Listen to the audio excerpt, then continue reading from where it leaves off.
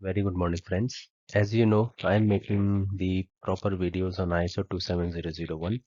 जितने भी क्वेश्चनर्स हैं, जितने भी चैप्टर्स हैं ISO 27001 का मैं ऑलरेडी कवर कर चुका हूँ।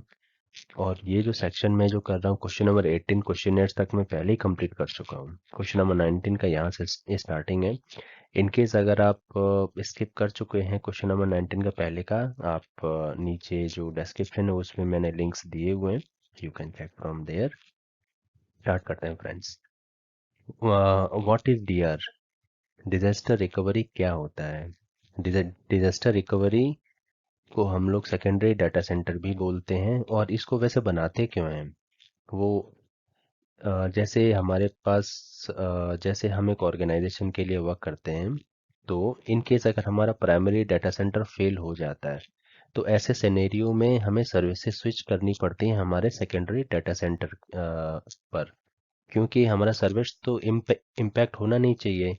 तो इसीलिए, और जो प्राइमरी डाटा सेंटर और जो सेकेंडरी डाटा सेंटर होता है वो दोनों के बीच का जो डिस्टेंस है वो बहुत ज़्यादा होना चाहिए, because in case of natural disaster, जैसे कुछ भी हो जाए लाइक सुनामी या earthquake, जो भी हो सकता है, अगर हमारा प्राइमरी डाटा सेंटर उस नेचुरल डिजास्टर से इफेक्ट हो रहा है तो एट द सेम टाइम हमारा डीआर होना नहीं चाहिए। बिकॉज अगर दोनों ही हमारे इम्पैक्ट हो जाएंगे तो मतलब हमारा सर्विस कंटिन्यू कैसे रह पाएगा, राइट?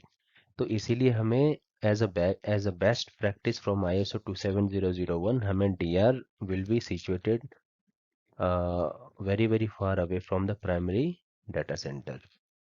ये इसका पूरा कंसेप्ट है। आगे बढ़ते हैं friends. What is simulation? Yes, drill और सिमुलेशन काफ़ी हद तक एक दूसरे से सिमिलर हैं, बट एक छोटा सा दोनों में डिफरेंस है। मैं पहले आपको सिमुलेशन बता देता हूँ। सिमुलेशन हम लोग बोलते हैं जब हम ड्रिल को टेस्ट करने से पहले का जो टेस्टिंग फेज होता है, that is called simulation. See, DR drill is our final check. जब एक्चुअल सिनेरियो, जब एक्चुअल डिजास्टर आएगा, उस टाइम के परफॉर्मेंस को हम लोग ड्रिल बोलेंगे। और सिमुलेशन जो होता है एक्चुअल परफॉर्मेंस के पहले का जो हम लोग टेस्ट करते हैं उसको हम लोग सिमुलेशन बोलते हैं।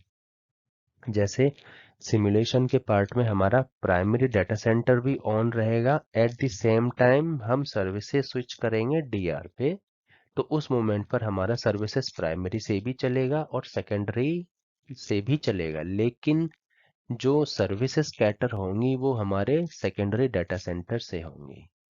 और ड्रिल के टाइम पे हम प्राइमरी डाटा सेंटर को बंद कर देंगे और सेकेंडरी पर हम स्विच कर देंगे। और जब एक्चुअल कोई सिनेरियो आएगा, नेचुरल डिजास्टर होगा या हमारा प्राइमरी डाटा सेंटर बिल्कुल ठप पड़ गया है, बिल्कुल सर्विस ही नहीं हम लोग दे पा रहे, कुछ ऐसा रीजन बन गया है, तो उस सिनेरियो में हम उसको मैन्युअली सर्विसेज को कैटर कर देंगे सेकेंडरी डाटा सेंटर पर। This is the basic difference between simulation, drill and difference between these two. So ये क्वेश्चंस बहुत बार इंटरव्यूज में पूछे जाते हैं friends, so please don't be confuse in these. अगर आपको कुछ भी इश्यूज है, you can write down in the chat box, मैं उसका रिप्लाई आपको दे दूंगा।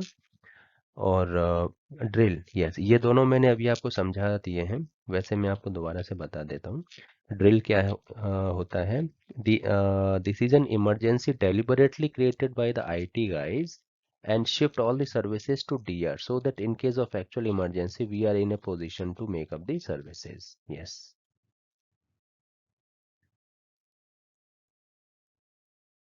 नेक्स्ट है, what is the frequency of DR drill? इसका फ्रीक्वेंसी क्या होता है? इसका इसका तो वैसे और ऑर्गेनाइजेशन टू ऑर्गेनाइजेशन वेरी करता है, बट जो बेस्ट प्रैक्टिस होता है ISO 27001 में डिफाइंड है, वो ट्वाइस इन अ ईयर होता है और once in half yearly basis होता है। लेकिन ये मतलब ज़रूरी है नहीं, ये depend upon the contract between two parties.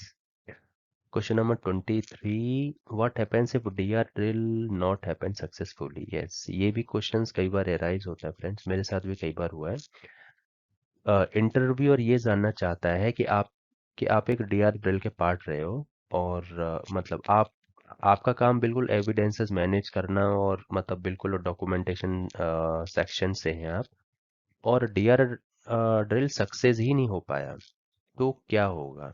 Interviewer आपसे ये जानना चाहता है। तो फिर ऐसे केसेस में ना फ्रेंड्स, आपके पास दो ऑप्शंस होते हैं। First, if DR drill not attempted, मतलब सर्विस प्रोवाइडर ने डीआर ड्रिल करने की कोशिश ही नहीं करी। ऐसे सिनेरियो में जो थर्ड पार्टी ऑडिट होगा, उसमें वो straightforward due to the lack of evidences बिल्कुल सामने आ जाएगा कि जो सर्विस प्रोवाइडर है उसने अटेम्प्ट ही नहीं किया, तो डायरेक्ट पेनल्टी आपको क्लाइंट लगा देगा यहाँ पे। और जब अटेम्प्ट ही नहीं किया है, that means service provider is not serious in giving the services, this one, which can terminate the contract as well. Because आप अटेम्प्ट ही नहीं कर रहे, जो कॉन्ट्रैक्ट में लिखा हुआ है, दैट मीन्स ये तो बिल्कुल साफ है कि हाँ, I mean you are not the serious, right. और दूसरा केस हमारे साथ बनता है friends, if D R drill is attempted but failed. तो ऐसे सिनेरियो में जो एग्रीमेंट होता है टू पार्टीज के बीच में, उसमें 3 अटेम्प्ट कॉन्ट्रैक्ट में होते हैं। तो अगर फर्स्ट अटेम्प्ट हो गया, मतलब जैसे फर्स्ट अटेम्प्ट होकर फेल हो गया, राइट, तो उसमें जो वीकनेसेस है, वल्नरेबल जो एरिया रहा है, उस पे सर्विस प्रोवाइडर वर्क करता है और उसको रिकवर करने की कोशिश करता है। और सेकंड अटेम्प्ट में जो पहले में जो फॉल्ट था उसको रिकवर करने की कोशिश करता है, और थर्ड टाइम में उसको सक्सेसफुल करना ही करना है। बिकॉज इनकेस अगर वो कर ही नहीं पाया सक्सेस, फिर नेक्स्ट साइकिल का भी आपको ड्रिल को परफॉर्म मतलब करना है, फिर वो ड्यू टू द मतलब फिर वो टाइम एक्चुअली कोलैप्स हो जाएगा ना। तो आपको जो मतलब दिया हुआ जो टाइम फ्रेम है, विंडो है, उसी के अंदर आपको within 3 attempts you have to perform. और इन केस अगर थर्ड अटेम्प्ट के बाद भी अगर आपका फेल होता है ड्रिल, तो आपको पेनल्टी क्लाइंट लगा देगा, आप पे एप्लीकेबल हो जाएगा, और ये मैसेज जाएगा क्लाइंट के पास में कि the candidates, the associates who is directly associated with the DR drill that doesn't have the proper knowledge। तो फिर उनके नॉलेज पर भी सवाल उठेंगे। सो फ्रेंड्स, ये पूरा सेक्शन है ड्रिल के ऊपर में। तो ये आपको वीडियोस कैसे लग रहे हैं फ्रेंड्स, आप मेरे को चैट सेक्शन में बता सकते हैं। और मिलते हैं फ्रेंड्स नेक्स्ट वीडियो में।